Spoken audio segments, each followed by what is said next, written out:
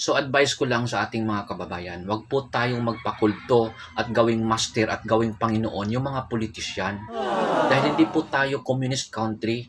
Democratic country po tayo. Tayo po yung nagpapasweldo, nagpapalamon ng ating public servant na wala na tayong nakikitang magandang ginagawa ng ating public servant. Have you noticed guys, sa panahon ni Duterte, ang ganda ng mga ginagawa ng ating mga pulis, ang ating mga public servant. Siniserbisyuhan tayo ng tama, nagbabantay, nag-guide sa mga Pilipino. Ngayon wala.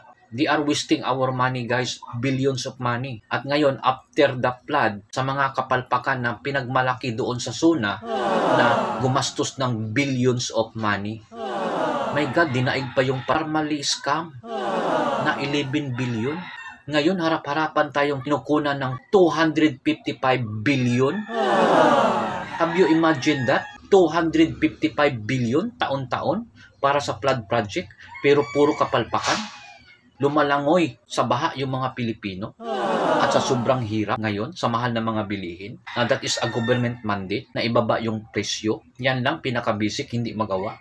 Tapos kumukuha ng trillion of money. Ano yan? Natutuwa pa. Kumukuha ng 6.3 trillion para sa flood project na naman. Saan yan napunta? My goodness. Hindi po tayo loko-loko dito na habang buhay lulukuhin ng ating mga politician. Hindi po natin sila ginagawa ng master dito. Binoto po natin sila para magserbisyo ng tama sa ating mga kababayan. Hindi po para lukuhin, abusuhin yung mga Pilipino na mga ignorante na hanggang ngayon ginawa nilang Panginoon itong mga public servant na binoto natin. Pinagtawanan lang tayo. Sila lang nakakain ng masarap. Natutulog sa mga 5-star hotel gamit yung pera ng taong bayan. Natutulog sa mga mansion nila gamit yung pera ng taong bayan. Maawa kayo sa mga Pilipino na sobrang hirap na ngayon. Presyo nga lang hindi kayang ibaba at wala tayong nakikitang facilities, improvement, build sa ating mga community, sa ating city ngayon. Sa sobrang hirap. Grabe. Walang pandemic ha.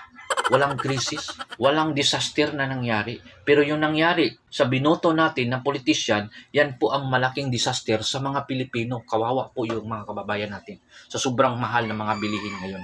Kaya umaksyon na kayo. Taong bayan, mga public servant, official, senators, congress, legislative, mga local government, at kung ano-ano pa. Authority, lalo na sa mga pulis, mga military. Ang laki ng pera ng taong bayan na sinisweldo sa inyo. Hindi kayo for the politician, hindi kayo for the president, for the people po kayo. Protektahan ninyo ang taong bayan. Yan po yung nasa batas natin. As a democratic country, hindi po tayo communist.